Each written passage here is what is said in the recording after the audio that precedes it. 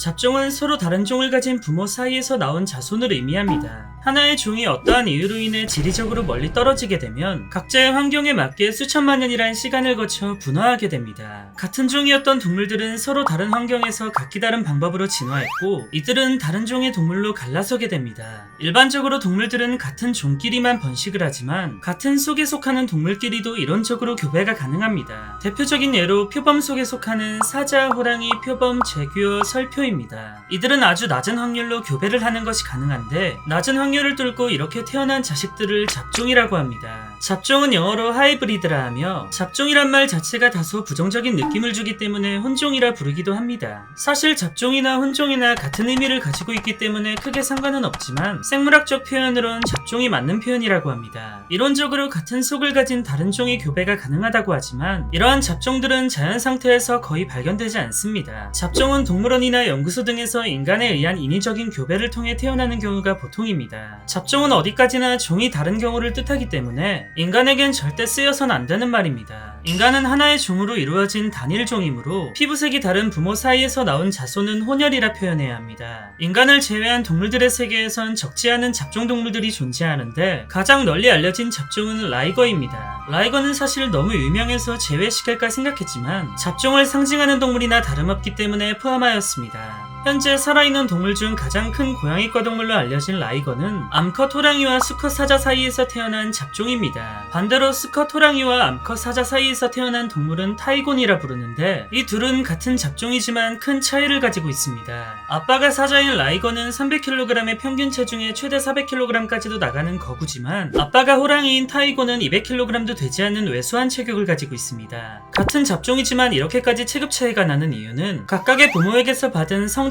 유전자 때문입니다. 기본적으로 암사자는 여러 마리의 숫사자와 교미를 하기 때문에 숫사자의 유전자엔 경쟁을 위한 유전자가 포함되어 있습니다. 자신의 피를 이어받은 자식이 더 강해야 한다는 욕구가 큰 숫사자들은 성장 촉진 유전자를 발현시킵니다. 반면 암사자의 입장에선 아빠가 누구든 새끼를 많이 낳는 게 좋으므로 반대가 되는 성장 억제 유전자가 발현되는데, 이 두 가지가 충돌하여 균형을 이루어 적당한 크기의 새끼가 태어납니다. 암컷 호랑이의 경우 한 마리만의 수컷과 교미를 하기 때문에 성장 억제 유전자가 발현되지 않습니다. 이로 인해 숫사자와 암컷 호랑이 사이에서 태어난 라이거는 아버지에게 물려받은 성장 촉진 유전자가 폭주하여 엄청난 덩치로 자라게 되고, 수컷 호랑이와 암사자 사이에서 태어난 타이곤은 어머니의 성장 억제 유전자 때문에 덩치가 왜소하게 자라는 것입니다. 수컷 평균 300kg의 육중한 몸을 가진 라이거는 기존의 호랑이나 사자와 비교해도 압도적인 체격을 가지고 있는데, 단순히 무게만 따져봐도 100kg의 차이가 납니다. 무게 차이가 이렇게까지 나다 보니 보통의 동물원에선 라이거를 사자, 호랑이와 같이 방사하지 않습니다. 혹여나 어린 라이거들이 또래의 사자나 호랑이들에게 놀자고 달려들게 되면 큰 사고로 이어질 수도 있기 때문입니다. 한창 자라날 시기에 또래들과 놀지도 못하고 먹이만 먹으며 자라다 보니 라이거들은 비만율이 굉장히 높다고 합니다. 단순히 체격과 힘에선 사자와 호랑이를 압도하지만 뚱뚱한 몸을 가지고 있다 보니 순발력과 민첩성이 매우 떨어집니다. 이러한 몸뚱이는 사냥에는 최악의 조건이나 다름없기 때문에 전문가들은 라이거가 야생에서 생존이 매우 힘들 것이라 추정했습니다. 만약 부모가 백호일 경우 흰색 털을 가진 라이거가 태어나기도 하는데, 실제로 2014년 미국 머틀비치 사파리에서 세계 최초로 화이트 라이거 형제가 태어났습니다. 백사자와 암컷 호랑이 사이에서 태어난 이 귀여운 사형제는 예티, 오드린, 샘슨, 아폴로란 이름이 붙여졌는데, 이 중 예티는 덩치가 가장 크기 때문에 신비의 동물 예티의 이름을 그대로 따와서 지어졌다고 합니다.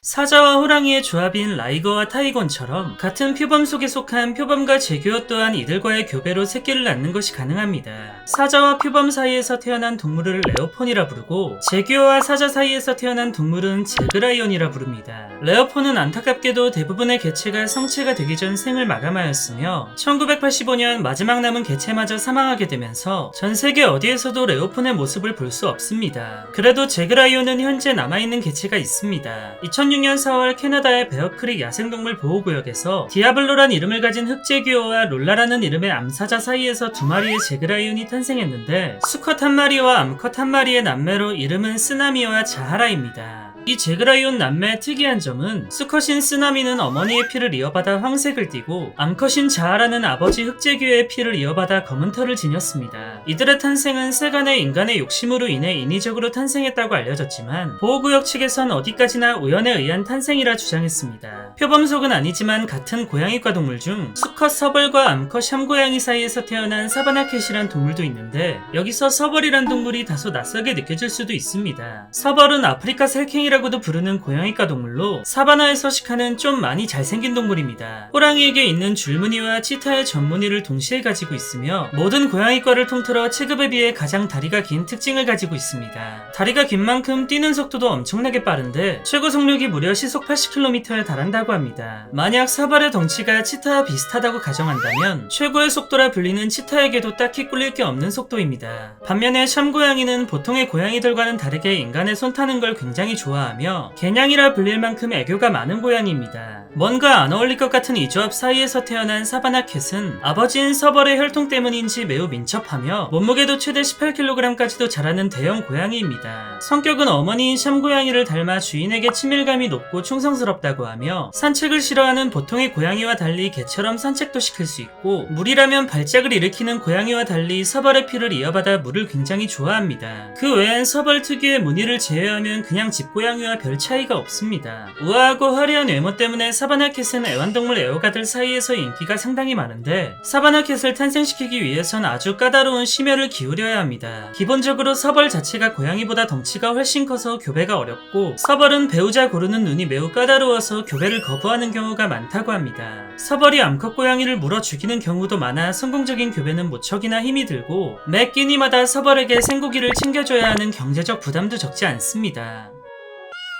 잡종은 어떻게 보면 돌연변이의 일종으로 볼 수 있기 때문에 유전자 자체가 온전하다고 보기가 힘듭니다. 그로 인해 앞에서 말씀드린 라이거와 같은 잡종 동물들은 대부분 새끼를 낳을 수 없습니다. 앞에서 말씀드렸던 수컷 라이거와 타이곤, 사바나캣 등등의 동물들은 완전히 생식 능력이 없습니다. 동물이 생식 능력이 있으려면 생식세포를 만드는 감수분열이 제대로 이루어져야 하는데 잡종은 아버지와 어머니로부터 각각 받은 염색체 중 일부가 서로 다르게 재배치되어 있기 때문에 이로 인해 생식세포를 만드는 것이 불가능하다고 알려졌습니다. 하지만 완전히 생식 능력을 상실한 수컷과는 다르게 극소수의 암컷 개체들은 임신이 가능합니다. 부모의 염색체 구조가 다름에도 불구하고 정말 운이 좋게 염색체들이 알맞게 정렬이 되어 있는 경우입니다. 이런 행운으로 암컷 라이거와 수컷 사자 사이에서 라일 라이거가 탄생하고 암컷 라이거와 수컷 호랑이 사이에서 타일 라이거가 태어납니다. 타이곤의 경우에도 암컷 타이곤과 수컷 호랑이 사이에서 타이 타이건이 태어나고 암컷 타이곤과 수컷 사자 사이에서 라이 타이건이 태어날 수 있습니다. 실제로 2012년 러시아의 한 동물원에서 암컷 라이거와 수컷 사자 사이에서 키아라라는 라일 라이거가 태어나면서 기적이 일어났습니다.